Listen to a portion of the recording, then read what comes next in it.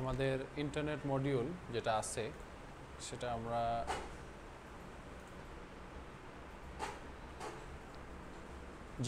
Google input tools এই জিনিসটাকে আমরা করছিলাম। গুগল ইনপুট টুলস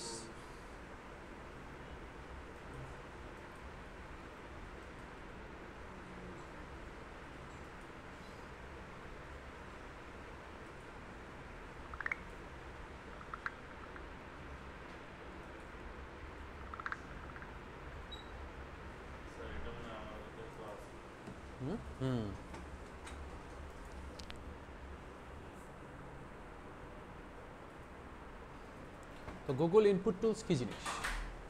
এটা হলো আমাদেরকে আমরা অনলাইনে যদি অন্য একটা ভাষায় লিখতে চাই ইংলিশের পাশাপাশি, বাট আমরা সেই ভাষাটা আমাদের কাছে কিবোর্ড নাই।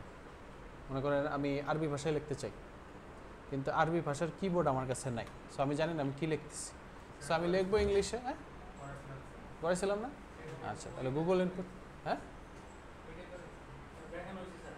গুগল ইনপুট টুলসটাকে ওই যে এক্সটেনশন হিসেবে কীভাবে অ্যাড করে সব জায়গায়। ও আচ্ছা, তাহলে তো এটা হয়েই গেল। আচ্ছা, তাহলে দেখেন ট্রান্সলেটও দেখছি তাহলে নাকি এক ভাষা থেকে আরেক ভাষায় ট্রান্সলেট করে কীভাবে, ওটাও দেখানো হয়েছে। আচ্ছা, আজকে আমরা এই জিনিস ড্রাইভ তো দেখানো শেষ। হ্যাঁ, ড্রাইভ শেষ। এটা আগের রেকর্ডিংয়ে একটু দেখেন। প্রথমেই ড্রাইভ দিয়ে শুরু করি আমি ইন্টারনেট, এটার ব্রাউজিংটা ড্রাইভ দিয়ে শুরু করি। হ্যাঁ, তো এখানে দেখেন আমরা এইবার আমরা যেই অংশগুলোতে যাব খুব ইম্পর্টেন্ট জিনিস, সেটা হলো গুগল ডক্স এবং গুগল শিট। এগুলো কি জিনিস, ঠিক আছে? এগুলো নিয়ে আমাদের মূল আলোচনাটা হবে। হ্যাঁ, সবই বুঝাবো। দেখেন এখানে গুগল ডক্সে প্রথমে যদি যেতে চাই, এখানে যদি আমি ক্লিক করি, গুগল ডক্সে যাওয়ার জন্য আপনাকে অবশ্যই একটা গুগল অ্যাকাউন্ট থাকতে হবে, ঠিক আছে?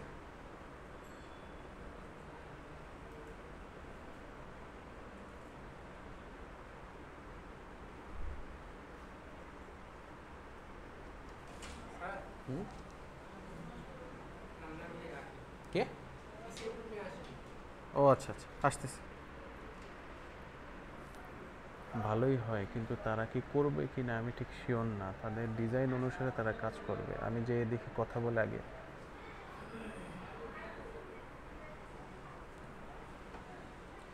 আচ্ছা, তো গুগল ডক্স এখানে আসলাম। আসার পর এক মিনিট, আমাকে একটু ডাক দিচ্ছে, তো আমি আসি। দেখেন, তো আমি এখানে ব্ল্যাঙ্ক ডকুমেন্টের উপর যদি ক্লিক করি, তাহলে দেখেন আমার সামনে এখানে গুগল ডক্স ওপেন হয়ে গেল।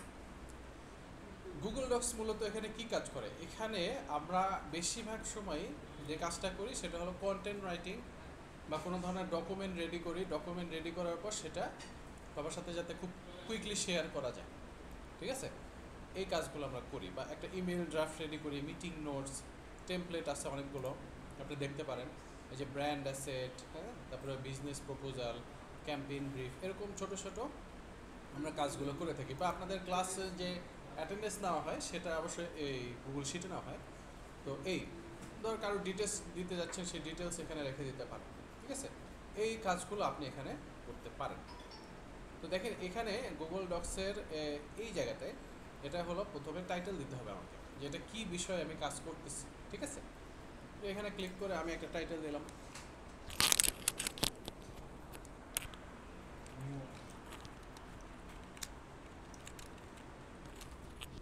ক্লাস ব্যাচ 764 দিয়ে ইন্টারপ্রেস করলাম, ঠিক আছে? এইগুলো এটা টাইটেল হয়ে গেল, ঠিক আছে? এখন গুগল ডক্সে আমাদের আলাদা করে কোনো সেভ বা কিছু করতে হয় না, ঠিক আছে? আপনি এখানে অনলাইন যতক্ষণ আছেন, যতক্ষণ ইন্টারনেট আছে, অটো সেভ হইতে থাকে, ঠিক আছে? আর গুগল ডক্সটা কোথায় সেভ হয়? গুগল ডক্স সেভ হয় আপনার এই অ্যাকাউন্টের আন্ডারে, যে অ্যাকাউন্টে আপনি গুগল ডক্সে ঢুকছেন সেই অ্যাকাউন্টের ড্রাইভে, ঠিক আছে? আপনি যে এই যে ক্লাস ব্যাচ 764 লিখে রাখলেন, গুগল ড্রাইভে যদি সার্চ দিলেন তাহলে ওইটা চলে আসবে, ঠিক আছে? তারপরে এখানে বাম পাশে দেখেন কি লেখা আছে, ট্যাব 1। ট্যাব 1 মানে একটা গুগল ডক্সের আন্ডারে আপনি অনেকগুলো ট্যাব খুলে সেখানে আলাদা আলাদাভাবে কাজ করতে পারবেন, ঠিক আছে, মানে মনে করেন প্রথম ট্যাবে আপনি জানুয়ারি মাসের কোনো একটা জিনিস রেডি করলেন, পরে আরেকটা ট্যাব খুললেন, সেখানে ফেব্রুয়ারি মাস, তারপরে আরেকটা মার্চ মাস, এরকম করে করে আলাদা আলাদা ট্যাবে আলাদা আলাদা ডিফারেন্ট ডিটেলস রেডি করে রাখলেন। ঠিক আছে, এই কাজটা আমরা এখানে করতে পারি। এখানে প্লাস চিহ্ন দিলে আপনার আরেকটা ট্যাব হবে, আর এগুলো ট্যাবের আরেকটা করে রিনেম রাখতে পারি। এরকম এখানে আমি ধরেন আপনাদের ক্লাস 1 করলাম, ঠিক আছে, তারপরে এখানে রিনেম করলাম ক্লাস 2। হ্যাঁ বুঝিনি,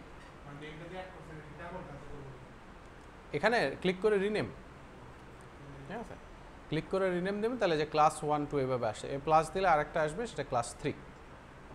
ঠিক আছে, তো দেখেন এখানে আমরা যে কাজগুলো করি তার মধ্যে টুলস দিয়ে কাজ করি, আবার ডাইরেক্টলি এখানে আমরা কাজ করে থাকি। ঠিক আছে, তো দেখেন এখানে ফাইল, এডিট, ইনসার্ট, ফরম্যাট টুল অনেকগুলো ট্যাব আছে, আর এগুলোর নিচে আমরা কিছু ফন্টের টুল আছে। ফন্ট অর্থাৎ আমরা যে লেখালেখি করব, এখানে যে আমরা যদি লেখালেখি করি, ঠিক আছে, এরকমভাবে আমরা লেখালেখি রেডি করতে পারবো। এই লেখাগুলোকে আমরা এডিটিং করার ক্ষেত্রে এই টুলসগুলো ইউজ করতে পারি। এখানে পেজের জুম ইন জুম আউট আছে, মনে করেন আপনি পেজটা আর একটু জুম ইন করে দেখতে চাচ্ছেন, তাহলে আরও বেশি দিবেন, আর এখানে যদি নর্মাল রাখতে চান তাহলে 100% রাখবেন। ঠিক আছে, তারপরে এখানে দেখেন একটু কথা কম বলি, এখানে একটু দেখি। ঠিক আছে, দেখেন দেখেন তো এখানে দেখেন নর্মাল টেক্সট, আর এখানে আছে কি এরিয়াল আছে। আমরা ফন্টের চেঞ্জটা এখানেই করব। ধরেন এখানে আপনি এই ফন্টটা চুজ করে রাখলেন, তাহলে লেখাটা এই ফন্টে হবে। ঠিক আছে, আরও অনেক ধরনের ফন্ট আমরা এখানে ইউজ করতে পারি। ঠিক আছে, আর এখানে যদি বাংলা লিখতে চান তাহলে তো বাংলা কেমনে লিখতে হয় জানেনই আপনারা। গুগল ইনপুট টুলসের এটা জাস্ট অন করে দিবেন, তাহলে বাংলা হয়ে গেল। ঠিক আছে, অন করলে এটা অন করে দিলাম, এই যে এখন আমি যাই লিখব বাংলা লিখব। ঠিক আছে, এরকম এখন বাংলা হচ্ছে সব। তো এইভাবে করে আমরা মূলত গুগল ডক্সে বাংলা বা ইংলিশ লিখি।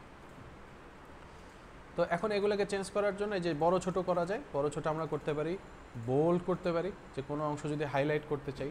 ঠিক আছে, নামটাকে এভাবে সিলেক্ট করে হাইলাইট করলাম। ঠিক আছে, তারপরে এখানে পুরাটা ইটালিক করা, তারপরে আন্ডারলাইন করা, রং চেঞ্জ করা, সব কিছু এখানে আমরা করতে পারি। আর এটা হলো হাইলাইট করা। মনে করেন আপনার কাছে অনেক লেখা আছে, এই লেখাগুলো এইটুকু অংশ আপনি হাইলাইট করে রাখতে যাচ্ছেন, এভাবে করে হাইলাইট করে যায়, মানে মার্কার দেওয়া। আর এখানে কি আছে, এখানে আছে লিঙ্ক অ্যাড করা, অর্থাৎ গুগল কোনো যদি একটা ওয়েবসাইটের লিঙ্ক বা কিছু একটা অ্যাড করতে চান, তাহলে এই জায়গায় অ্যাড করতে পারেন, যেটা আপনারা জিমেইলে শিখে আসছেন। ঠিক আছে, জিমেইলে কিছুটা দেখে আসছেন, আগের ক্লাসে আমরা দেখছি। এখানে কি আছে, ইনসার্ট ফটো, যদি কোনো ফটো ইনসার্ট করতে চান, ধরেন আমি আমার ইয়া থেকে আপলোড করব, মনে করেন এই ফটোটা আপলোড করে দিলাম, তাহলে এইভাবে করে আপলোড করা যায়। এটাকে আমরা চাইলে এইভাবে ছোট বড় করতে পারি। ঠিক আছে, মনে করেন ছোটো করে দিলাম, এরকম করে আমরা ছবিও আপলোড করতে পারি, আবার সিলেক্ট করে এটাকে ডিলিটও করে দিতে পারি। ঠিক আছে, তারপরে এটাকে অ্যালাইনমেন্ট, এটা লেফট অ্যালাইনমেন্ট আছে, মিডিল অ্যালাইনমেন্ট, রাইট অ্যালাইনমেন্ট। ঠিক আছে, এই ধরনের অ্যালাইনমেন্ট কাজগুলো করা হয়। আর লেখালেখির ক্ষেত্রে যদি মাঝখানে কোনো ইয়া দিতে চান, হ্যাঁ, ধরেন আমি এখানে কিছু লেখা আনি,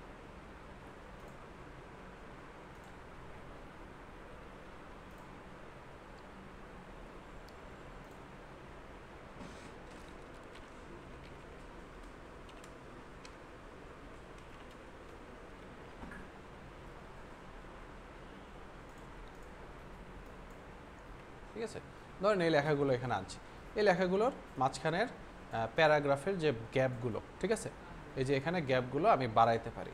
ঠিক আছে, ধরেন 1.5 করে দিলাম, আরও বেড়ে গেল। হ্যাঁ, এইভাবে করে আমি সিঙ্গেল রাখলে একদম কনজাস্টেড থাকবে।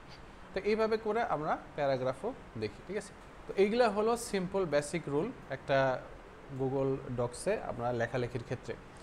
গুগল ডক্সে লেখালেখির ক্ষেত্রে বলতে গেলে আমরা এই জিনিসগুলোই বেশি ইউজ করি। এখানে ফরম্যাট আছে, হ্যাঁ, ইনসার্ট করে আমরা আরও অনেক কিছু ইনসার্ট করতে পারি, ভিউ আছে। ঠিক আছে, যেরকম ফরম্যাটে গেলে আমরা টেক্সট ফরম্যাটিং তো দেখলামই, কলাম ফরম্যাটিংও আছে। ধরেন আপনি কলাম ডবল কলাম করবেন, তাহলে এইভাবে করে একটা কলামকে, সবগুলো কলামকে সিলেক্ট করে আমি ফরম্যাটে যে এই যে ধর ডবল কলাম করে দিলাম, তাহলে এইভাবে করে ডবল কলামে একটা পেজে 2টা করে কলাম থাকবে। ঠিক আছে, এইরকম করে আমরা কাজ করতে পারি। তারপর এখানে আরও অনেক আছে, হেডার অ্যান্ড ফুটার আছে, পেজ নাম্বার আছে। এই জিনিসগুলো না আমরা মূলত মাইক্রোসফট ওয়ার্ডে দেখব। মাইক্রোসফট ওয়ার্ড এবং গুগল ডক্সের মধ্যে তেমন কোনো তফাৎ নাই, খুব বেশি ডিফারেন্স নাই। একটাই ডিফারেন্স যে মাইক্রোসফট ওয়ার্ডকে আপনি শেয়ার করতে পারবেন না ইজিলি, কিন্তু গুগল ডক্সে আপনি খুব ইজিলি শেয়ার করতে পারবেন। কোথা থেকে শেয়ার করা যায় না, আপনাকে গুগল ড্রাইভে ফার্স্টে আপলোড করতে হবে, তারপর ওটা গুগল ডক্স দিয়ে ওপেন করতে হবে, তারপর ওটা শেয়ার করতে পারবেন। বুঝতে পারছেন? ঠিক আছে। মাইক্রোসফট ওয়ার্ডে এই যে কাজ করলেন, কাজ করার পর ডাইরেক্ট এখান থেকে আপনি শেয়ার করতে পারবেন না। কারণ কি, মাইক্রোসফট ওয়ার্ড আমরা বেশিরভাগই কি ইউজ করি, ফ্রি ইউজ করি। এটা কিন্তু Microsoft Word, Microsoft Excel, Microsoft power point,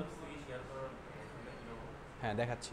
তো এগুলো কিন্তু Microsoft Word, Excel, PowerPoint এগুলো কিন্তু শেয়ার করতে গেলে আপনাকে মাইক্রোসফটের লেজিট অ্যাকাউন্ট থাকতে হবে। অর্থাৎ আপনি যে মাইক্রোসফট এই অফিস অ্যাপ্লিকেশনটা কিনছেন, এটার একটা ডকুমেন্ট থাকতে হবে, ঠিক আছে? তাহলে শেয়ার করতে পারবেন বা আরও অনেক কিছু ডাউনলোড করতে পারবেন। তো আপাতত আমরা এখানেই মূলত ফ্রিতে কাজ করি। তো এখানে দেখেন শেয়ার অপশন আছে সবার কোনায় ডানে। এখানে যদি আমি শেয়ারে ক্লিক করি, তাহলে ওই যে জিমেইলে আপনারা যেভাবে শেয়ার করছেন, ড্রাইভে আপনারা যেভাবে শেয়ার করছেন, ঠিক সেভাবে। যে এখানে একজন ইন্ডিভিজুয়াল পার্সনের সাথে যদি শেয়ার করি, তাহলে সেই ইন্ডিভিজুয়াল পার্সনের ইমেল দিয়ে তাকে সেন্ড করে দিই। আর এখানে যদি সব পার্সনের সাথে শেয়ার করতে চাই, তাহলে এখানে ক্লিক করে এনিওয়ান ওয়েতে লিঙ্ক করে ভিউয়ার অথবা কি, তিনটা আছে, ভিউয়ার, কমেন্টর, এডিটর। ভিউয়ার মানে হলো সে এখানে এসে কি লিখছি কমেন্টর কমেন্ট করতে পারবে, আর এডিটর হলো এসে আপনার লেখাগুলো এডিটিং করতে পারবে। হ্যাঁ, তো এখানে দেখেন কমেন্টর মানে কি, মনে করেন আপনার কমেন্টর করে রাখলেন, তাহলে সে এসে কী করতে পারবে, কমেন্ট লিখতে পারবে। মনে করেন এই প্যারাগ্রাফটা তার ভালো লাগেনি, এই প্যারাগ্রাফটা চেঞ্জ করতে হবে, তখন এই যে এখানে অ্যাড কমেন্ট করা যায়। তখন আমি এখানে লিখলাম চেঞ্জ দ্য প্যারাগ্রাফ, ঠিক আছে? এরকম করে আমি একটা কমেন্ট করে দিলাম, তাহলে আমার অ্যাকাউন্ট, মানে কারণ আমি যার সাথে শেয়ার করছি, সে যে এখানে চেঞ্জ দ্য প্যারাগ্রাফ লিখছে, সেটা আমি এসে দেখতে পাচ্ছি যে ও আচ্ছা, এখানে যাকে আমি শেয়ার করছি সে এখানে বলছে যে এই প্যারাগ্রাফটা চেঞ্জ করতে। তখন আমি তাকে আবার একটা রিপ্লাই দিয়ে দিতে পারি যে কি চেঞ্জ করব। এখানে রিপ্লাই দেওয়া যায় না? হ্যাঁ, এই যে রিপ্লাই এখানে দিয়ে দিলাম যে হোয়াট শুড আই চেঞ্জ। মানে এরকম করে আমরা এখানেই আমরা মোটামুটি একটা চ্যাটিংয়ের মতো কাজ করতে পারি, ঠিক আছে? তারপরে এখানে টিক চিহ্ন দিয়ে দিলে ওটা রিজলভ করা, মানে ওটা হয়ে গেছে কাজ, ঠিক আছে? তো এইভাবে করে আমরা কমেন্ট অ্যাড করি বা ইমোজিও অ্যাড করতে পারেন। আর এখানে ইনসার্টে গেলে আমরা অনেক কিছু ইনসার্ট করতে পারি মাইক্রোসফট ওয়ার্ডে, ঠিক আছে? আমরা এখানে বেশি টাইম দিব না, কারণ কি, মাইক্রোসফট ওয়ার্ডেই মূলত আমাদের অনেক কিছু হেল্পফুল টিপস, মানে অনেক কিছু টুলস আছে। এখানে যে টুলসগুলো আছে, এখানে কি এই টুলসগুলো খুব স্লো, মানে মনে করেন একটা ছবি ইনসার্ট করে সেটাকে এডিটিং করতে গেলে মেলা সময় লাগে। সো আমরা মাইক্রোসফট ওয়ার্ডে এই জিনিসগুলো বেশি শিখবো। এখানে যা শিখে রাখেন কীভাবে আমরা ছোটোখাটো একটা লেখা লেখে সেটাকে আমরা খুব তাড়াতাড়ি যাতে শেয়ার করতে পারি, বা ক্লাস 2 এখানে এসে মনে করেন আরেকটা ডিটেলস লিখে পুরো ডকুমেন্টটাকে এভাবে শেয়ার করতে পারি।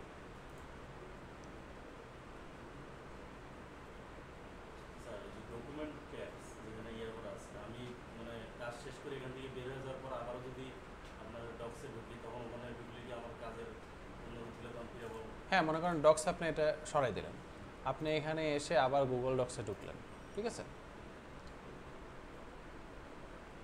তাহলে দেখেন নিচের দিকে একদম প্রথমে আপনার লাস্ট কাজ যেই ডকুমেন্টে করছেন সেটা এখানে থাকবে, এটা ক্লিক করবেন, ওইটা আবার ওপেন হয়ে যাবে।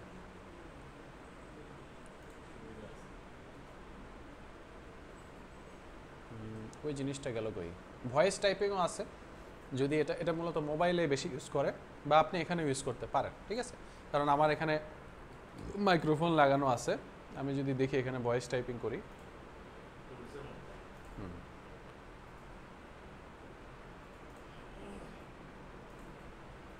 Hello my name is Shakib,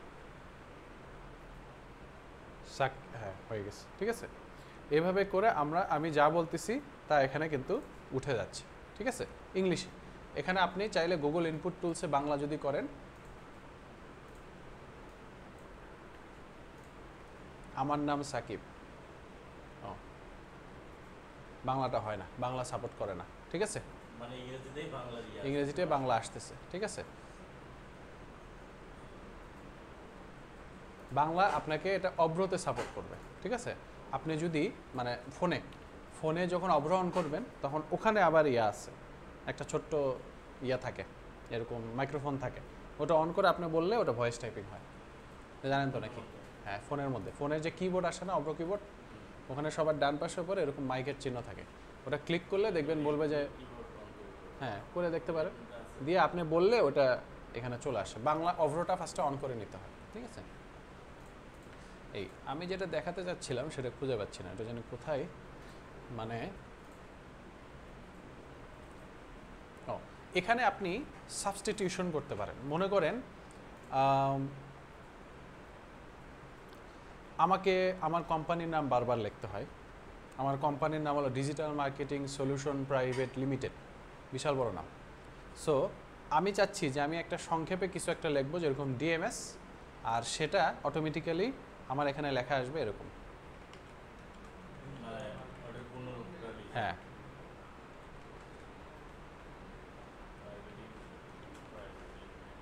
এরকম আমি একটা এটাকে কি বলে সাবস্টিটিউশন করে রাখলাম, ঠিক আছে? এখন যদি আমি ডিএমএস লেখার পর একটা স্পেস বাদ দিই, তাহলে অটোমেটিকলি দেখবেন সেই লেখাটা এখানে পুরাটা চলে আসছে। এভাবে করে আপনারা অনেক কিছু সেভ করে রাখতে পারেন, ঠিক আছে? যেগুলো জিনিস, এটা হলো টুলসে যাবেন আর অ্যাক্সেসিবিলিটি, সরি টুলসে যে প্রিফারেন্সে যে সাবস্টিটিউশন, ঠিক আছে? দিয়ে এখানে যে ওয়ার্ডটা দিয়ে আপনি লিখবেন আর সেটার বদলে যে জিনিসটা আসলে আসবে, ঠিক আছে? এরকম। আর এখানে আমরা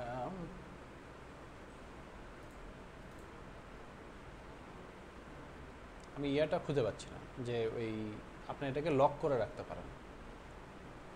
ও সেটা এখানে নাই মনে হয়, সেটা মনে হয় গুগল শিটে আছে। যাই হোক, তো এখানে দেখেন আমরা এই কাজগুলো করতে পারি।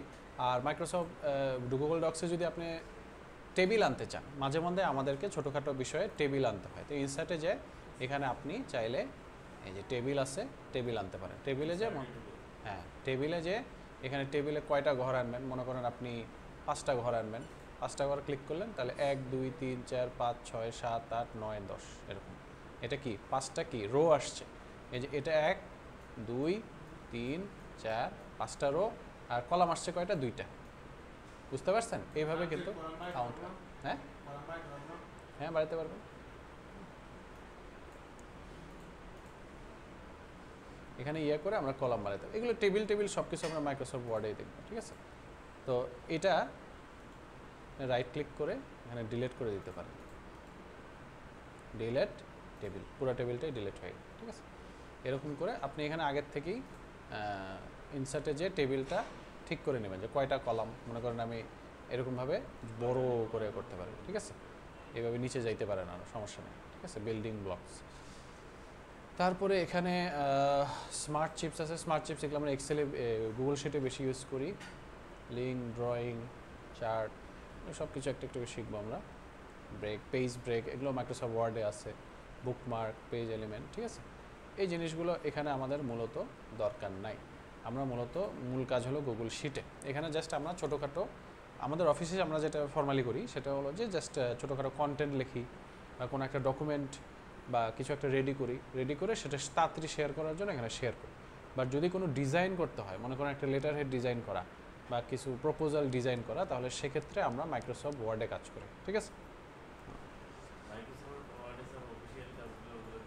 বেশি হয় আর কি, ঠিক আছে? দেখেন গুগল ডক্সে আমি এটা ক্লোজ করে দিলাম। এবার আমি আসি গুগল শিটে। এখানে আসলে নিচে আসলে এই যে শিটস গেলাম,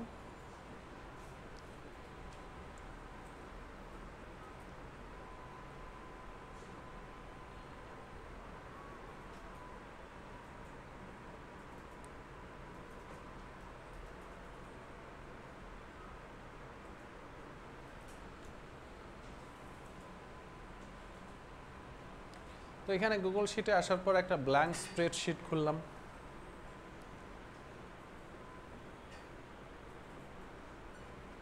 স্প্রেডশিট খোলার পর এই যে আপনাদের সামনে একটা স্প্রেডশিট খুলে গেছে, এটা আমরা একটু ক্লোজ করে দিই। তো ফার্স্টেই টাইটেল, ঠিক আছে? টাইটেল দিতে হবে। হ্যাঁ, ঠিক আছে? ওই টাইটেলটা না দিলে কিন্তু এটা অন্য অন্য আনটাইটেলটার মধ্যে হারাই যাবে, আপনি তখন খুঁজে পাবেন না।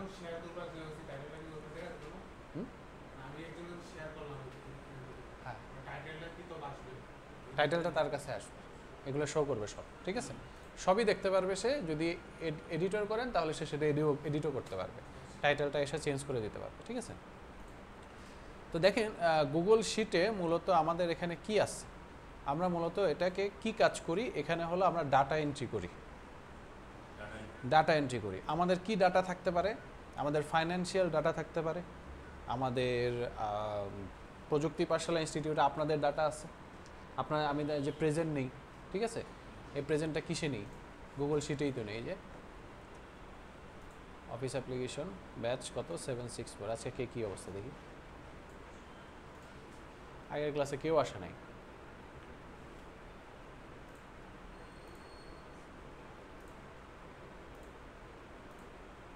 উনি মনে আর আসবে না।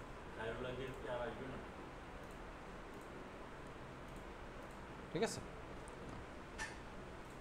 এভাবে করে আমরা গুগল শিটে কাজ করি। এরকম জিনিস একটা টেমপ্লেট আমি রেডি করে, এটা মূলত আমরা অ্যাটেন্ডেন্স নেই বা বিভিন্ন ধরনের আপনাদের যে রেজাল্ট, যোগ বিয়োগ, গুণ ভাগ, এগুলো ফাইন্যান্সিয়াল কাজ, এগুলো কাজ আমরা মূলত করে থাকি।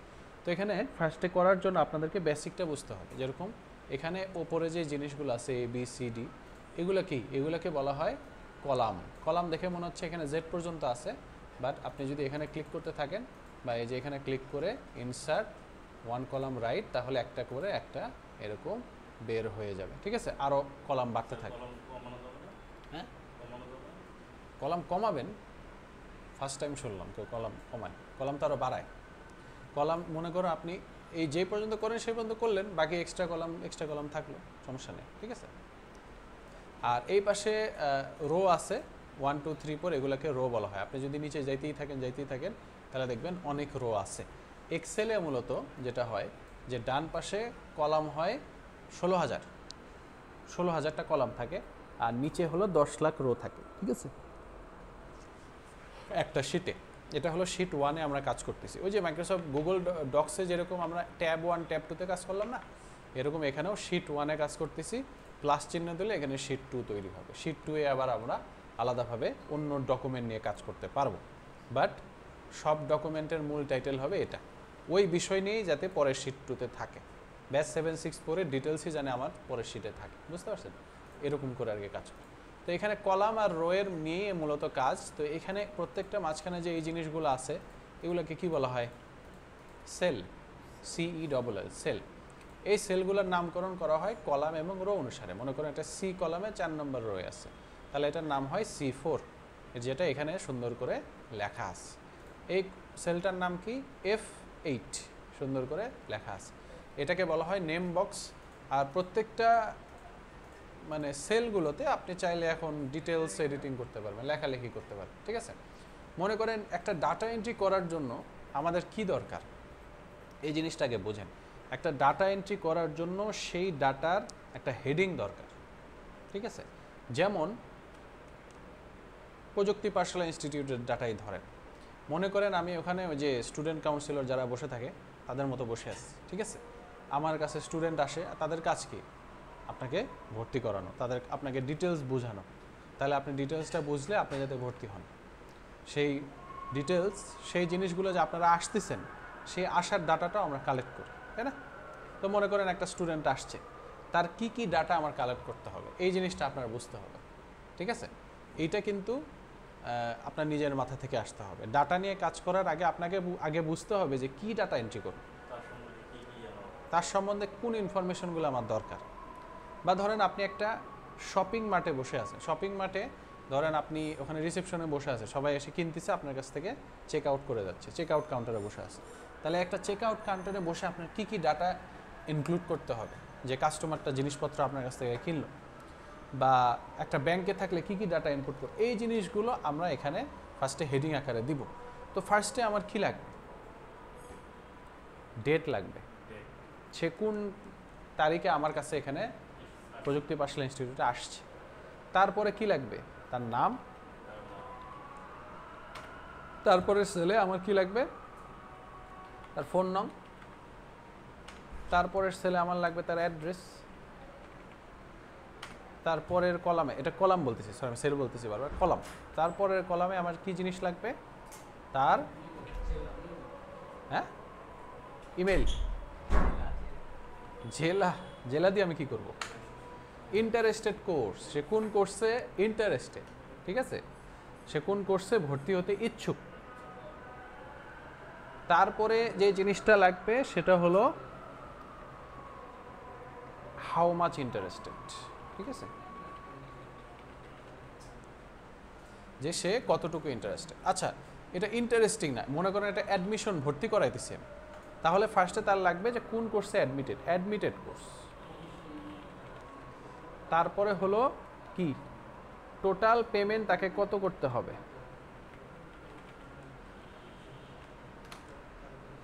তারপরে তার কি পেমেন্ট, অ্যাডমিশন পেমেন্ট বলা হয় এটাকে, ঠিক আছে। অ্যাডমিশন পেমেন্ট কত করছে সে, তার ডিউ কত আছে, ঠিক আছে। ধরেন এই জিনিসগুলো আমাকে অ্যাডমিশন যারা করে তারা এই ডাটাগুলো ধরলাম এন্ট্রি করে, ঠিক আছে। তো এইটা আমার একটা হেডিং দেওয়া হয়ে গেল। এই হেডিংটার উপর এখন আমি একটু কালারিং করা, ফন্ট রেডি করা, এই কাজগুলো কিন্তু এখানে গুগল ডক্সে একটু দেখে আসলাম আমরা, ঠিক আছে। তো এখানে আমরা কি করব, এখানে সিলেক্ট করে এটাকে একটু ইয়েলো কালার করে দিলাম, তারপরে মনে করেন বোল্ড করে দিলাম যাতে একটু বোঝা যায় হেডিং, তারপরে একটু হালকা বড় করে দিলাম। দেখেন বড় করতে যেয়ে কিছু কিছু জিনিস এই যে এখানে ক্লিক করে কিছু কিছু জিনিস ভেতরে ঢুকে গেছে, তখন এই কলামটাকে আমি টেনে বড় করতে পারি। দেখেন এইভাবে টেনে টেনে যখন এরকম চিহ্ন আসবে এভাবে টেনে বড় করতে পারি, ঠিক আছে। তাহলে এখন আমি জাস্ট নিচে নিচে এন্ট্রি করে যাব। এই 2 নম্বর থেকে হলো আমার 1 নম্বর কি ডাটা শুরু হবে, তারপরে এখানে আবার আরেকজনের ডাটা এন্ট্রি করব, ঠিক আছে। তাহলে সিরিয়াল বাই সিরিয়াল। তো গুগল শিটে ডেট দেওয়ার ক্ষেত্রে আপনাদেরকে যেটা করতে হবে, শিফট ধরে 2 দিতে হবে। কি করতে হবে, শিফট ধরে 2। তখন আমাকে জিজ্ঞেস করতেছে আপনি কি এন্ট্রি করবেন, আমি চাইলে আরেকজনের ইমেইল এখানে দিতে পারি, বা এখানে কোনো একটা ফাইলের লিঙ্ক শেয়ার করতে পারি, যে ওই এখানে ক্লিক করলে ওই ফাইলটায় এসে যাবে। তারপরে এখানে date, today's date, tomorrow's date, ইয়েস্টারডের ডেট, তারপরে আরও অনেক কিছু আছে, ঠিক আছে। তো এখানে ধরেন আমি ডেট দিব, তাহলে এই যে ডেট ক্লিক করলাম, মনে করেন আমি সেপ্টেম্বরের 5 তারিখের এন্ট্রি এটা, ঠিক আছে। দেখেন এখানে ফার্স্টে 9/5/2025 আসছে, মানে ফার্স্টে মাস আসে গুগল শিটে। যখন আপনি ডেটা এন্ট্রি করেন, ডেট এন্ট্রি করেন, তখন ফার্স্টে মাস, মাঝখানে তারিখ, তারপরে বছর আসে। তারপরে দেখেন এখানে কাস্টমারের নেম, মনে করেন কাস্টমারের নেম এটা, তারপরে তার ফোন নম্বর, ফোন নম্বরের ক্ষেত্রে ধরেন এই যে 01611010134। দেখেন নর্মালি যখন ফোন নম্বর আমি এন্ট্রি করি তখন দেখেন ফার্স্টে 0টা উধাও হয়ে যায়। এক্সেল ফার্স্টে 0টা থাকলে ভাবে যে ওটা কোনো ভ্যালু নাই, কিন্তু আমরা সেটাকে বোঝাবো যে না ভ্যালু দিতে হবে। তো সেটার জন্য বেসিক্যালি আমরা কি করতে পারি, আমরা ফার্স্টে কোড দিতে পারি যে 880, তাহলে এখন সে এটা নিবে, ঠিক আছে। পরের সেলে আসলে এই জিনিসটা সে রাখবে, ঠিক আছে। সো সবসময় কোড দিয়ে লিখবেন বাংলা। তারপর ধরেন সে উত্তরা থেকে আসছে, সে ডিজিটাল মার্কেটিং কোর্সে অ্যাডমিটেড, তাকে ধরেন টোটাল 15,000 টাকা পে করতে হবে, সে পে করছে 5,000 টাকা দিয়ে ভর্তি হয়েছে, তাহলে তার ডিউ কত আছে 10,000, ঠিক আছে। এই জিনিসগুলো আমার এখানে এন্ট্রি করি, এটাই ডাটা এন্ট্রি। একজনের ডাটা আমার এন্ট্রি হয়ে গেল। দ্বিতীয়ত এখন যদি আরেকজন লোক আসে, আরেকজনের সাথে আমি কথা টথা বললাম, সব কিছু করলাম, তাকে ভর্তি করে এলাম, দ্বিতীয় আমি ডাটা এন্ট্রি করব। আরেকজন লোক আসবে, তৃতীয়রা, এইভাবে করে করে করে করে মাসে মাসে আমাদের অনেক অনেক ডাটা এন্ট্রি হয়, ঠিক আছে। সেই ডাটাগুলো এই গুগল শিটে সেভ থাকে। মনে করেন আমার জানুয়ারি মাসের ডাটা শুধু এটা, তাহলে এখানে এই শিটে আমি রিনেম করে রাখলাম, এটা হলো জানুয়ারি, ঠিক আছে। তারপরে ফেব্রুয়ারি মাস, এখানে আবার ক্লিক করে ফেব্রুয়ারি মাসের ডাটা এন্ট্রি করা শুরু করব, ঠিক আছে। এইভাবে করে করে মূলত আমরা ডাটা এন্ট্রি করি। আমরা একটু আমাদের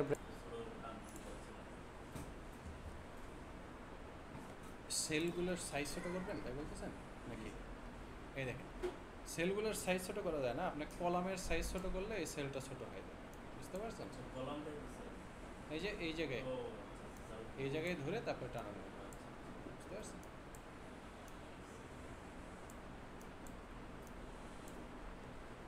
দেখেন এখন এই যে ডাটা এন্ট্রি করলাম, ডাটা এন্ট্রির ক্ষেত্রে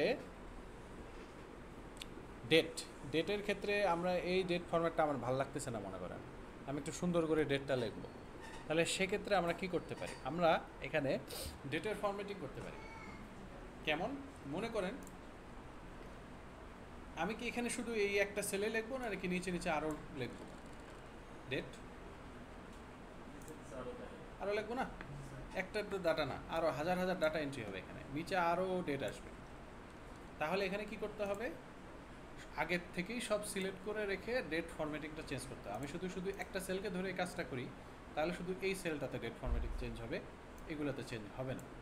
তো এই জন্য আমাকে কী করতে হবে, পুরো কলামটাকে সিলেক্ট করে তারপরে এই কাজটা করতে হবে। তো কলামটাকে সিলেক্ট করলাম, ডেটের কলাম। তারপর আমরা এখানে দেখেন ফরম্যাটে যাব। ফরম্যাটে যাওয়ার পর এখানে কি, এটা কি নাম্বার না, এটা তো আর টেক্সট না। তো এই নাম্বারে যে আমাকে ফরম্যাটিং চেঞ্জ করতে হবে। নাম্বারের ক্ষেত্রে কারেন্সি আছে, ডেট অ্যান্ড টাইম, তারপরে আরও অনেক ধরনের নাম্বারিং ফরম্যাটিং আছে, অ্যাকাউন্টিং আছে, অনেক কিছু আছে। তো এর মধ্যে আমরা কি চেঞ্জ করবো, কাস্টম ডেট অ্যান্ড টাইম। এখানে যদি আসি দেখেন এখানে অলরেডি নিচে কিছু স্যাম্পল দেওয়া আছে, যেরকম ডেটটা এইভাবে লেখা থাকবে যে আগস্ট 5, 1930, বা এখানে টাইম লেখা থাকবে, বা একদম ফুল ডেট, টিউসডে, দিনক্ষণ, তারিখ, মাস সব কিছু লেখা থাকবে। তাহলে এরকম যদি করতে চান, বা একদম টাইমও লেখা থাকবে, এরকম যদি করতে চান তাহলে সেক্ষেত্রে আমাদেরকে এখান থেকে আমি টেমপ্লেট চুজ করতে পারি। অথবা তো ধরেন আমি এখানে এই টেমপ্লেটটা চুজ করলাম, সিলেক্ট করে ওকে দিয়ে দিলাম, দিয়ে অ্যাপ্লাই করে দিলাম। তাহলে দেখেন এটা এখন একটু বড় লাগবে, কলামটা বড় করে দিলাম। এখন এই সেপ্টেম্বরের 5 তারিখ ফ্রাইডে পড়তেছে, ঠিক আছে। তো ফ্রাইডে 2025 এইভাবে আসছে। এখন পরবর্তীতে আমি যে ডেটটা দিব সেই ডেটটা নর্মালি দিব, এভাবে সিলেক্ট করে মনে করেন আমি 30 তারিখ দিয়ে দিলাম। তাহলে দেখেন অটোমেটিক্যালি সেটা ওই ফরম্যাটে নিয়ে নিচ্ছে, ঠিক আছে। আগের মতো আর ডেট ফরম্যাটিং হচ্ছে না। তো এইভাবে করে আমরা মূলত ডেট ফরম্যাটিংটা চেঞ্জ করি। আপনি যদি নিজের মতো কাস্টমাইজ করে ডেট ফরম্যাট করতে চান তাহলে ঠিক ফরম্যাটে যাইতে হবে, নাম্বারে যাইতে হবে, কাস্টম ডেট অ্যান্ড টাইম ওই জায়গাতেই যাইতে হবে। তারপর এই যে এই ঘরটা আছে, এই ঘরটাতে আমি চেঞ্জ করি। মনে করেন যা আছে এগুলো সব সিলেক্ট করে ডিলিট করে দিলাম, দিয়ে এখানে ক্লিক করে এই যে কমা কমা দেওয়া আছে এগুলো সব ব্যাক স্পেস দিয়ে এগুলো সব সরাই দিলাম। সরাই দেওয়ার পর এখানে ফার্স্টে আমি কি দিব দেখেন, এখানে যদি আমি ক্লিক করি আমাকে দিতে বলতেছে টাইম দিব নাকি ডিউরেশন দিব নাকি ডেট দিব। তাহলে আমি ডেট দিব। তাহলে এখানে আমি ডে দিলাম। ডে দেওয়ার পর সেটা কিভাবে লেখা থাকবে সেটাও এখানে চুজ করতে পারবো। এখানে ক্লিক করলে date without leading zero, day with 05 এরকম লেখা থাকবে, নাকি অ্যাব্রিভিয়েশন টিউসডে TEU, নাকি ফুল ডে টিউসডে। তো ফুল ডেটে দিয়ে দিলাম, ঠিক আছে। দেওয়ার পর এখানে আপনি চাইলে একটা চিহ্ন বসাইতে পারেন। এই যে এখানে ডবল ক্লিক করলে হয় না কেন, হ্যাঁ বুঝলাম না। আচ্ছা ডে বসালাম, তারপর এখানে মনে করেন একটা হাইফেন বসালাম, এটা তো বসান যায়। এই যে সরি আসলো না একবার, বুঝলাম না।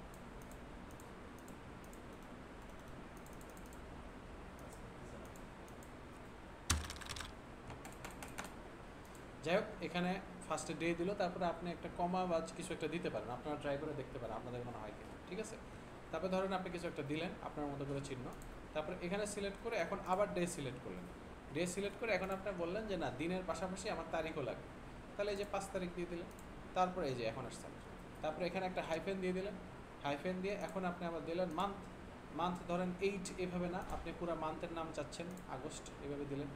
তারপরে এখানে মনে করেন একবার ক্লিক করে একটা বাই চিহ্ন দিলেন, তারপরে এখানে দিয়ে দিলেন ইয়ার। ইয়ার কীভাবে লেখা থাকবে, শুধু 30 না, আমি পুরো একদম ফুল ডেট লেখা চাচ্ছি, দিয়ে এখানে অ্যাপ্লাই করে দিলাম। দেখেন এখন ঠিক এইভাবেই ডেটগুলো লেখা আসতেছে, ঠিক আছে, আমি যেভাবে চাইছি। তো এইভাবে করে মূলত আমরা ডেট দিই, ঠিক আছে। তো এই ডেটগুলো ফরম্যাটিং করতে গেলে আমাদের এই জিনিসগুলো দেখতে হবে কীভাবে আমরা ডেট ফরম্যাটিং করব। তারপর এখানে নামের ক্ষেত্রে কোনো ফরম্যাটিং নাই, এটা যেহেতু টেক্সট, এটা তো নাম্বার না, টেক্সটে যা আছে তাই লিখতে হবে। ফোন নং, এখানে দেখেন ফোন নংয়ের ক্ষেত্রে আপনারা একটু আগে দেখলেন যে আমাকে 880 বসাই দিতে হইতেছে, তাই না, বারবার জিরো অ্যালাই করতেছে না। তো এখন আমি যদি চাই যে না আমি এই ফোন নম্বর 880 অত কষ্ট করে লিখতে পারবো না, আমি আমার মতো করে ফোন নম্বর লিখবো, অটোমেটিক্যালি সেখানে 880 অ্যাড হয়ে যাবে। তাহলে এখানে কি করব, পুরো কলামটাকে সিলেক্ট করব, কারণ নিচে নিচে সবই ফোন নাম্বার লিখব। তারপরে ফরম্যাটে যাব, নাম্বারে যাব, তারপর এখানে যাব কি কাস্টম নাম্বার ফরম্যাট, ঠিক আছে। নাম্বার ফরম্যাটে গেলাম, এখানে কোনো জিনিস আমরা এখানে করব না, আমরা জাস্ট এখানে একটা জিনিস লিখবো, সেটা হলো 88, তারপরে কয়টা সংখ্যা থাকে ফোন নম্বরে 88-এর পর 11টা, তাহলে 11টা জিরো দিব, 1 2 3 4 5 6 7 8 9 10 11, ঠিক আছে। এটা শুধু ফোন নম্বরের ক্ষেত্রে, অন্য কিছু লেখেন তাহলে আবার এই কাজটা করবেন। অ্যাপ্লাই করে দিলাম, দেখেন 4টা 8 আসছে, কারণ কি আমি অলরেডি 880 দিচ্ছি। তো এখন আমি ফোন নাম্বারটা জাস্ট নর্মাল লিখবো, 01611010134, দিয়ে পরের লাইনে আসার সাথে সাথে দেখেন প্রথমটাতে অটোমেটিক 880 অ্যাড হয়ে গেল। দেখেন আপনি এখন মনে করেন 880 লেখা চাচ্ছেন না, ঠিক আছে, বা আপনি চাচ্ছেন 88-এর সামনে প্লাস থাকবে, এগুলো সব কিছু এখানে এসে আপনি এই যে এখানে এখন আপনি চাইলে ক্লিক করে প্লাস চিহ্ন দিয়ে দিতে পারেন, দিয়ে অ্যাপ্লাই করলে এখন প্লাস চিহ্ন আসবে, ঠিক আছে, ওখানেই সব কিছু নাম্বার দিয়ে নাম্বার ফরম্যাটে মনে করেন আপনি 88 দিতে যাচ্ছেন না, কিছু জিরো জাস্ট নর্মাল জিরো থাকবে, তাহলে এরকম করে অ্যাপ্লাই করে দিলেন, তাহলে দেখেন এখন ফার্স্টে জিরোটা নিচ্ছে, ঠিক আছে। তাহলে এইভাবে করে আমরা মূলত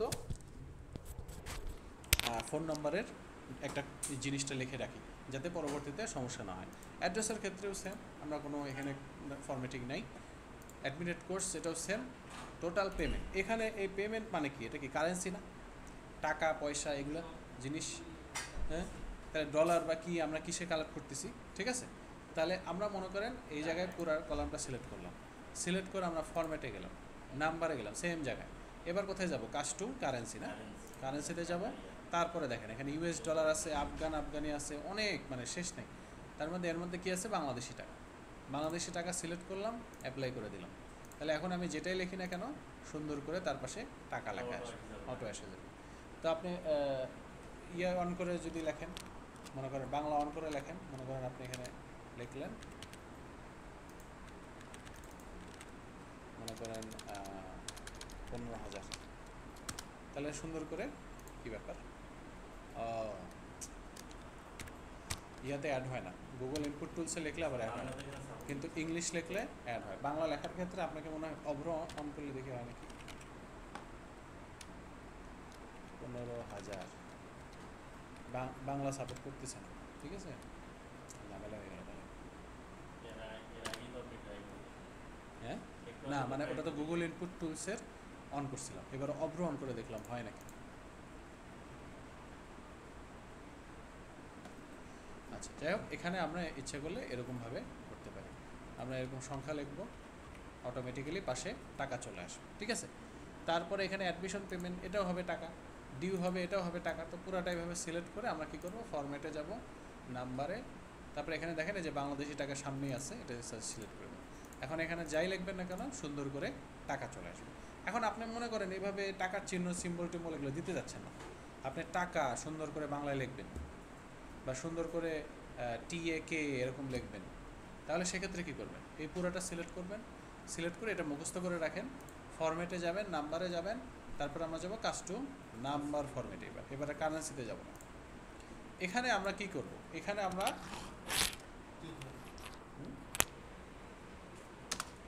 কোড লিখব, ঠিক আছে।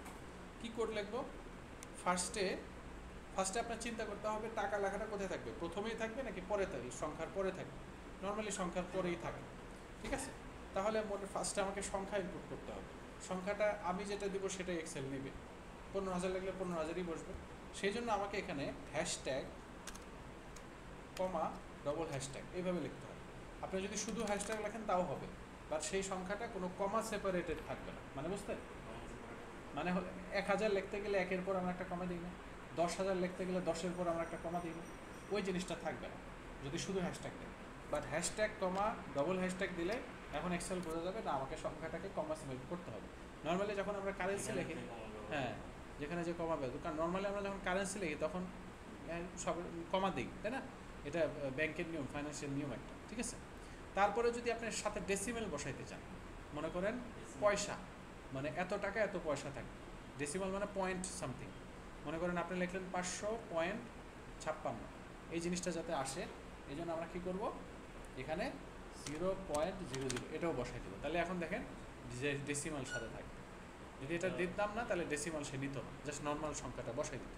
তারপরে আমরা দুইটা স্পেস দিলাম, তারপরে ডবল কোটেশন মার্কের মধ্যে এখন আপনি যা লিখবেন, ধরেন টাকা লিখলেন, সেটাও নেবে, ধরেন আমি বাংলাতেই লিখি, দিয়ে কোটেশন মার্ক ক্লোজ করে দিব, ঠিক আছে। এরকম ধরেন আমার লেখা আসবে, অ্যাপ্লাই করে দিলাম, দেখেন এখন সব কিছু এভাবে লেখা আসতেছে। আমি যেই সংখ্যাটা লিখি, 5,000 লিখলাম, তাহলে 5,000 টাকা অটোমেটিক চলে আসতেছে, আমাকে টাকা আলাদা করে লিখতে হচ্ছে, ঠিক আছে। তাহলে প্রত্যেকটা এইভাবে আপনারা কাজ করতে পারেন। এখন আমরা একটু আসি গুগল শিটে ম্যাথমেটিক্সের যে ব্যাপারটা, অর্থাৎ মনে করেন এই লোকটা 15,000 টাকা দিয়ে ভর্তি করতে হবে, কিন্তু সে 5,000 টাকা দিয়ে ভর্তি হয়েছে, তাহলে তার ডিউ আছে 10,000 টাকা। এখন আমি চাচ্ছি এইভাবে প্রত্যেকটা এইভাবে কষ্ট করে আমি ক্যালকুলেশন করবো না, আমি অলরেডি একটা ফর্মুলা রেডি করে রাখবো, এই কলাম পুরোটাই ওই ফর্মুলা দিয়ে ভরা থাকবে ডিউয়েরটা। অটোমেটিক্যালি এখানে আমি যা বসাবো সুন্দর করে এখানে অটোমেটিক ডিউ চলবে, বসে কত ডিউ হয়েছে এক্সেল নিজেই সে বিয়োগ করে হিসাব করে নেবে। ঠিক আছে, এখানে আরও কিছু সংখ্যা লিখি, এখানে 2,000 টাকা দিচ্ছি। ঠিক আছে, এরকম তে এখন ডিউ কত আছে, ডিউ বের করার জন্য এক্সেলের কিছু নিয়ম আছে। কি নিয়ম? এক্সেলে আমরা যোগ বিয়োগ গুণ ভাগ করার জন্য ফার্স্টে ইকুয়াল টু সাইন দিতে হয়। ঠিক আছে, তো এখানে ফার্স্টে আমি একটা ইকুয়াল টু সাইন দিলাম, দেওয়ার পর আমি সেল সিলেক্ট করে বুঝাবো যে এই সেলটার সাথে এই সেলের যে সংখ্যাটা আছে সেটা বিয়োগ হবে। ঠিক আছে, দেখেন এখানে অটোমেটিক সে বুঝে গেছে F2 মাইনাস G2। F2 কোন সেলটার নাম? এই সেলটার নাম F2, কারণ এটা F কলামে 2 নম্বর এরোতে আছে। এই কলামটার নাম এটা G2, G কলামে 2 নম্বরে আছে। তাহলে F2 ফার্স্টে আমি এখানে লিখতে পারি যে F2 মাইনাস G2 এরকম লিখে দিতে পারি, অথবা আমি করতে পারি কি এভাবে ইকুয়াল টু সাইন দিয়ে F2 একবার সিলেক্ট করি, তারপরে মাইনাস দিয়ে G2 একবার সিলেক্ট করলাম। বুঝতে পারছেন? দিয়ে এখন আমি এখানে যদি ইন্টারপ্রেস করি তাহলে দেখেন অটোমেটিক্যালি সে 10,000 টাকা আমাকে বলে দিল। এখন বাকিগুলোও দেখেন বলার জন্য সে বলতেছে যে সাজেস্ট করতেছে যে বাকিগুলোও কি বের করে দিব নাকি। তখন আমি বললাম যে টিক চিহ্ন দিলাম, হ্যাঁ বাকিগুলোও বের করে দিল। অটোমেটিক্যালি বাকিগুলোও বের করে দিল, 5,000 থেকে 2,000 মাইনাস করলে 3,000। কিন্তু আমি চাচ্ছি এখানে অটো রেডি থাকে, আমি লিখবো অটো বের হবে। তাহলে এখানে কি করব, এই যে যেখানেই লিখি না কেন, কারণ দুটো সবগুলোতেই আছে, প্রথমটাই মোটামুটি সিলেক্ট করে এই যে কোনায় যখন যাব তখন দেখবেন আমার মাউসটা এরকম প্লাস চিহ্ন হয়ে গেছে। পরে এটাকে ধরে আমি যতদূর ডাটা এন্ট্রি করবো, মনে করেন আমি 100টা ডাটা এন্ট্রি করবো এখানে, তাহলে যে 100 পর্যন্ত এই যে টান দিয়ে রাখলাম, দেখেন সবগুলো বেশি বেশি 0 হয়ে আছে। এখন আমি এখানে লিখবো টাকা, মনে করেন 12,000 টাকা, আর দিছে হলো মনে করেন 4,000 টাকা, তাহলে অটোমেটিক্যালি সে ডিউ বের করে বললো কত 8,000 টাকা আছে। ঠিক আছে, তো এইভাবে করে আমি এখানে সংখ্যা বসাবো আর এখানে একটার পর একটা বের হতে দেবো। বুঝতে পারছেন? হ্যাঁ, আর একটা নতুন সেটা দেখা দেখেন। এবার আমি একটা ইয়ার ডাটা এন্ট্রি করবো, ধরেন শপিং মল, বা আমার কাছে একটা হার্ডওয়্যারের দোকান আছে, আমি হার্ডওয়্যারে বসছি।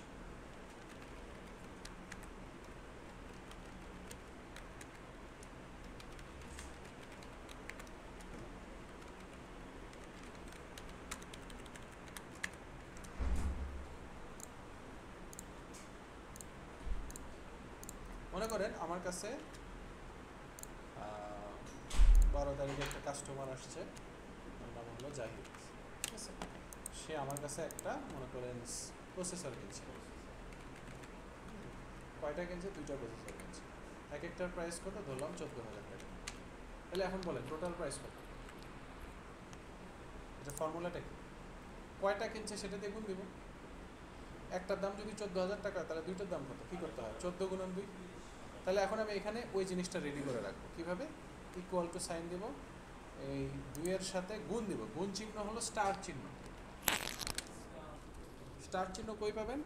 এই যে আপনার কিবোর্ডে সবার ডান কোনায় এই জায়গায় দেখেন স্টার চিহ্ন আছে, এই যে নাম্বারগুলো ঠিক ওপরে 1 2 3 4 যে নাম্বারগুলো রাখা আছে তার উপরে স্টার চিহ্ন আছে। আর অথবা আপনি এই যে কিবোর্ডের মাঝখানে শিফট ধরে 8 দিলেও স্টার চিহ্ন হবে, মাঝখানে যে সংখ্যাগুলো আছে ওপরে।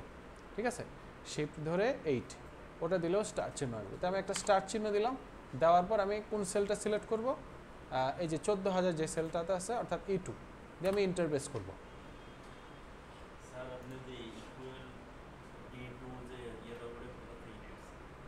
ইকুয়াল টু লেখার পর জাস্ট ওই সেলটা আমি সিলেক্ট করছি, তাহলে D2 অটো চলে আসবে।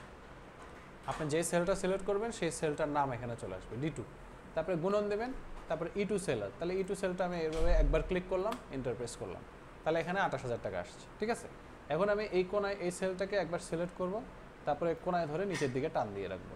এখন আমি এখানে একটা একটা করে ডাটা এন্ট্রি করব। ধরেন পরের মানুষজন 3টা SSD কিনছে, এক একটার দাম 2,000 টাকা, তাহলে সে 8,000 টাকা পে করতে হবে তাকে। বুঝতে পারছেন? অটোমেটিক চলে আসবে। আপনার কাজ করেন এই ডাটাটা এন্ট্রি করেন, মনে করেন এইভাবে হেডিং একটা রেডি করেন, রেডি করে এমন একটা ব্যবস্থা করে রাখেন যাতে টোটাল প্রাইস অটো চলে আসে পরে, তাহলেই বুঝতে পারবেন, না করলে বুঝতে পারবেন না।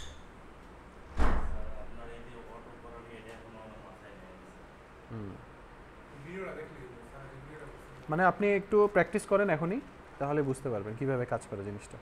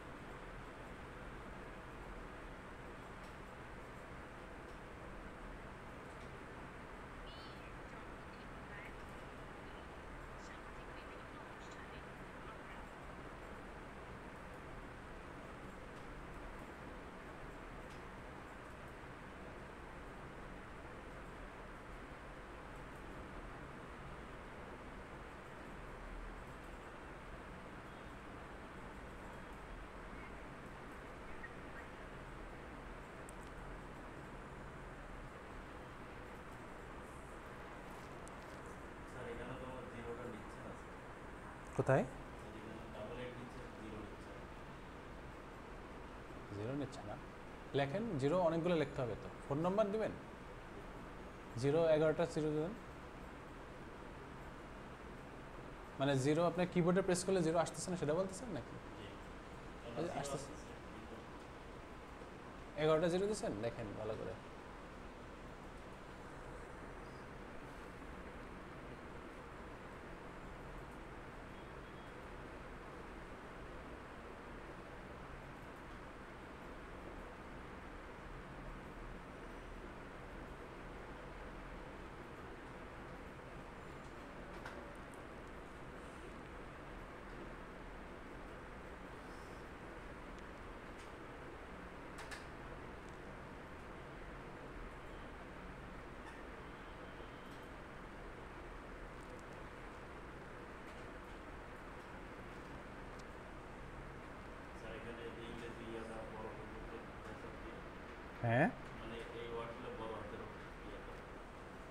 তাহলে শিফট ধরে টাইপিং করেন, শিফট ধরে যেটাই লিখবেন সেটা বড় হাতে হবে।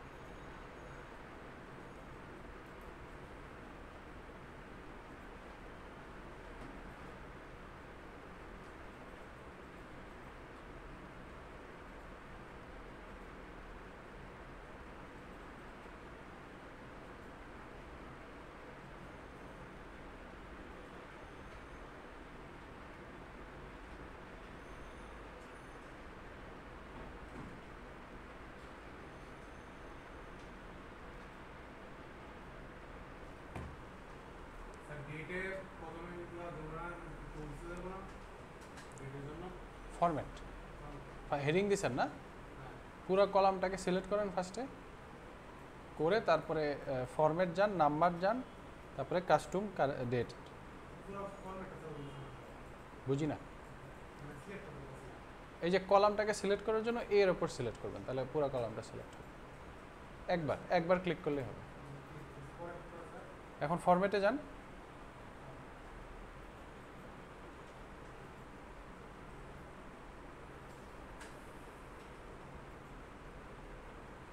পরে কি নাম্বার দেবো না হ্যাঁ এখন নাম্বারে যাবেন, তারপরে হলো কাস্টম ডেট।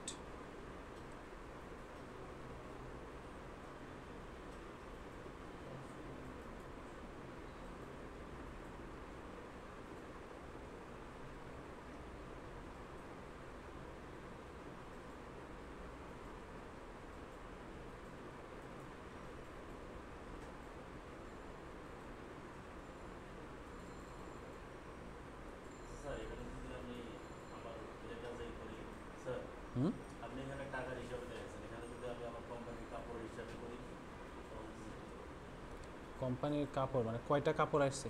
না আমার হচ্ছে কাপড় আছে আপনার হলো 5750 গজ, তার মধ্যে থেকে সেল হচ্ছে আপনার হলো 3600 গজ, বাকিটা এখানে কীভাবে আমার কাজ হচ্ছে এগুলো। তাহলে ইয়ে করবেন, ওই জায়গায় ওই যে ফরম্যাটিং করবেন, টাকার জায়গায় গজ লিখবেন আপনি, ওই যে ওয়াইডিএস আমরা এটাকে গজ হিসাবে ইয়ে করি। তাহলে ওয়াইডিএস রেডি করে রাখবেন। ওয়াইডিএসটা কিভাবে দিচ্ছেন ওখানে? ওখানে যে ওয়াইডিএস লিখছেন কিভাবে? এখানে এইভাবে লিখলাম হ্যাঁ, তার মানে আপনি টাইপিং করে ওয়াইডিএস লিখছেন, এটা কিন্তু ইয়ে হবে না, হিসাব হয় না। মানে আপনি যখন ওই যে ইকুয়াল টু দিয়ে হিসাবটা করবেন সেটা নিবে না, আপনাকে শুধু পিওর সংখ্যা থাকতে হবে। তখন কি করতে হবে, এই যে এখানে আপনি সিলেক্ট করে ফরম্যাটে যাবেন, তারপরে কোথায় নাম্বার ফরম্যাটে যাবেন, কাস্টম নাম্বার, তারপরে ওই যে টাকা লিখছেন না, ওই যে দেখালাম যে হ্যাশট্যাগ দিবেন, তারপরে পাশে এখানে লিখবেন কি গজ, ওয়াইডিএস কোটেশন মার্ক ক্লোজ করবেন, অ্যাপ্লাই করে দেবেন, তাহলে দেখেন এখন ওয়াইডিএস আসতেছে। আপনি এখানে যেটাই লিখবেন ওয়াইডিএস হবে। ধরেন আপনি 555 লিখলেন, অটোমেটিক পাশে ওয়াইডিএস আসছে। ওয়াইডিএস কাটে। হ্যাঁ, ওয়াইডিএস আপনি যদি ম্যানুয়ালি লেখেন সেটা কাজে দিবে না। আমাদের ডেটে ক্লিক করতে ডেট তো আছে মানে ডেট দিবেন, কি ব্যাপার আপনারা বুঝলাম না, এতক্ষণ কি দেখলেন তাহলে? এখানে শিফট ধরে 2 দিলাম, তারপরে এখানে ডেট আসলো, শিফট ধরে 2, তারপরে এই যে এখানে ক্লিক করে ডেট দিলাম।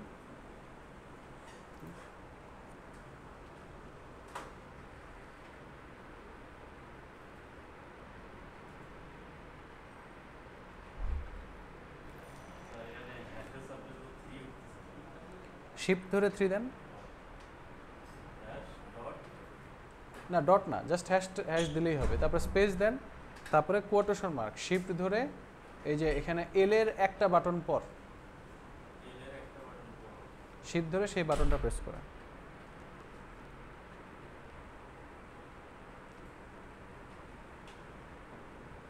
এখন বলছেন আসছে, ওর মধ্যে ওয়াইডিএস লিখে আবার ওটা ক্লোজ করে দেন, আবার ডবল কোটেশন মার্ক দেন, ইয়া বুঝেন না? এই যে দেখেন ডবল কোটেশন মার্ক দিবেন, ওয়াইডিএস তারপরে আবার ডবল কোটেশন এরকম। মানে এখানে হ্যাঁ ওখানে।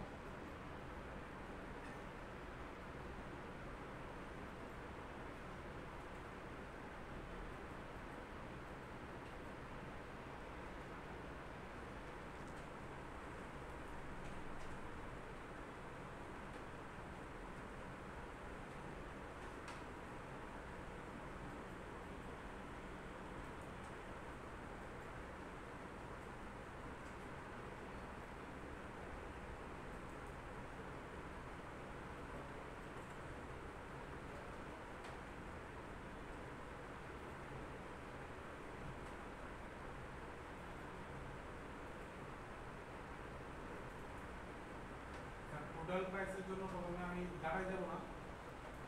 না ইকুয়াল টু দিবেন, ডাটায় যাবেন, ডাটায় তো আমি যাইনি, আমি তো ফরম্যাটেই ছিলাম।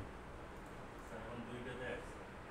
এই যে ইকুয়াল টু দিবেন, তারপরে এই সেলটা সিলেক্ট করবেন, তারপরে গুণন চিহ্ন, তারপরে আবার এই সেলটা সিলেক্ট করবেন, দিয়ে ইন্টার প্রেস করবেন, দিয়ে এখানে টিক চিহ্ন দিয়ে দেবেন বাস। হ্যাঁ এখন আমার 3600 গজ অটোমেটিক্যালি ডেলিভারি হয়ে গেছে স্যার। হ্যাঁ এখন বাকি যে গজটা আছে সেটা মানে আমি অল্প আনতে চাচ্ছি। তাহলে ওই যে মাইনাসে করতে হবে না, সেম তো নাকি? কোথায় যাবো? মানে হিসাবটা কি, যে মনে করেন 1400 ইয়া আপনার হলো 5750 গজ কাপড় ছিল স্টক। হুম। সেখান থেকে আমি হলো আপনার সেলস মানে ডেলিভারি করছি হলো আপনার 3600 গজ। ওই যে বিয়োগ করেন তাহলে তো এই যে মনে করেন 5750 এখানে আছে, আর এখানে ধরেন কত 3600। 3600 আছে, হয়ে গেছে, সেল হয়ে গেছে। তাহলে এখানে ইকুয়াল টু দিবেন, তারপরে এইটা সেলটা সিলেক্ট করবেন, মাইনাস এই সেল, ইন্টার প্রেস করবেন, তাহলে যে 2150 সেল থাকে। এটা সেল করে তারপরে এটা মানে বের করে এই কোনায় ধরবেন, ধরে নিচের দিকে টান দিয়ে রেখে দিবেন, তাহলে পরবর্তীতে যখন এভাবে এভাবে এন্ট্রি করতে থাকবেন তখন অটোমেটিক পাশে উঠতে থাকবে। হ্যাঁ মাথা নিচ্ছে না হ্যাঁ বলেন কি? স্যার ইকুয়ালটা হচ্ছে না স্যার। স্যার। তাহলে আপনাদেরকে আরেকটু স্লো যাইতে হবে নাকি? আপনি আমাকে এইভাবে একটু বুঝাইছেন। এটা সেলের খেলা, বুঝছেন? সেল আর সেলের খেলা। আচ্ছা তাহলে বেসিক শুরু করি। দেখেন ম্যাথমেটিক্সের বেসিকটা কি, মনে করেন আপনি এখানে একটা সংখ্যা লিখলেন 12, আর এই পাশের সেলে ধরেন এটা না, নতুন একটা শিটই নেই, হ্যাঁ মনে করেন এখানে আপনি 15 লিখলেন, আর এই সেলটাতে লিখলেন 20। এখন এই সেলটাতে আপনি বের করবেন 20 আর 15 মাইনাস করলে কত হয়, তাহলে ইকুয়াল টু সাইন দিতে হবে, তারপরে 20-এর সাথে 15 গুণ মাইনাস করব। তাহলে ফার্স্টে 20টা সিলেক্ট করব যেই সেলটাতে আছে, মাইনাস চিহ্ন দিব, তার সাথে 15 বিয়োগ করব, ইন্টার প্রেস করব, 5। বুঝতে পারছেন? আচ্ছা শেষ হয়নি, আরেকটু দেখেন। এখন এটা হলো বিয়োগ, যোগ কেমনে করবেন, জাস্ট যোগ চিহ্ন দিবেন। গুণ কেমনে করবেন, ইকুয়াল টু এইটা গুণন স্টার তারপরে এইটা, তাহলে বের হয়ে গেল 300। আবার এখানে ইকুয়াল টু দিলাম, এইটা ভাগ, এই যে ভাগ দিলে হলো একটা বাই চিহ্ন দিতে হয়, 15 এন্টার দিলাম, তাহলে এখানে ভাগ হয়ে গেল। ঠিক আছে, এইভাবে করে যোগ বিয়োগ গুণ ভাগ করে।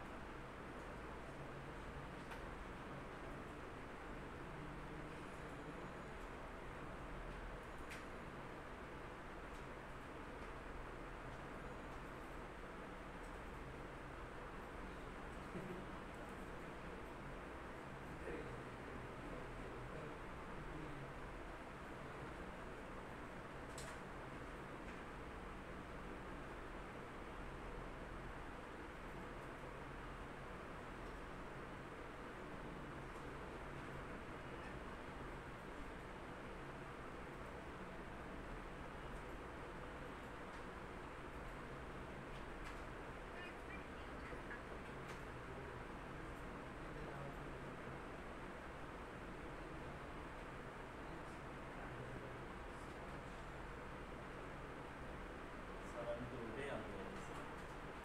স্যার আপনি আমার একটু কিবোর্ডে দেখাই দেন, আমি কিবোর্ডটা ঠিকভাবে ইয়ে করতে পারতেছি না। কোনটা আনতে পারতেছেন না? মানে আপনি যে ইকুয়াল টু তারপরে D2 3 এটা আনতেছেন না, আমার তো এখানে আসতেছে না D2 3 তো আপনাকে আনতে হবে না, আপনি জাস্ট মাউস দিয়ে ওই ক্লিক করবেন, বোঝেন নাই? মনে করেন এই 20টা সেল নাম বলেন তো, এই 20টা কোন সেলে আছে? ও আপনি তাহলে এই জায়গাতেই সমস্যা, সেলের নাম বোঝেন নাই। ও তাহলে কেমনে হবে? আপনি ওই যে ফার্স্টে যে বুঝাইলাম, মনে করেন এই যে এটা সেল, এদিকে তাকান দেখেন, এই যে এই সেলটা আমি সিলেক্ট করছি, এই সেলটার নাম কি বলেন তো আমাকে, কি নাম?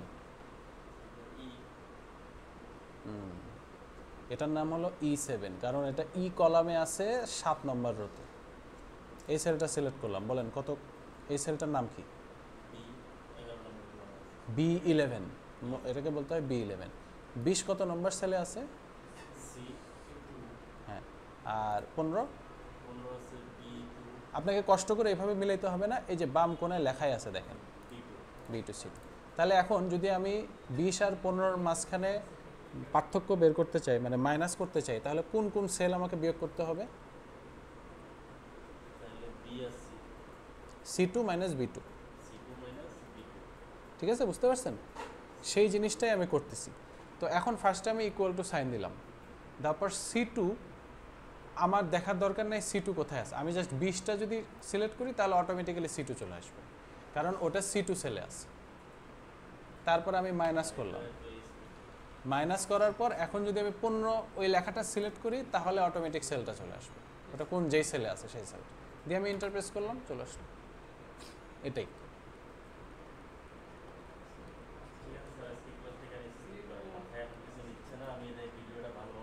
আচ্ছা ঠিক আছে, ভিডিও দেখে বাসায় ট্রাই করুন। আমরা গুগল শিট আবার নেক্সট ক্লাস থেকে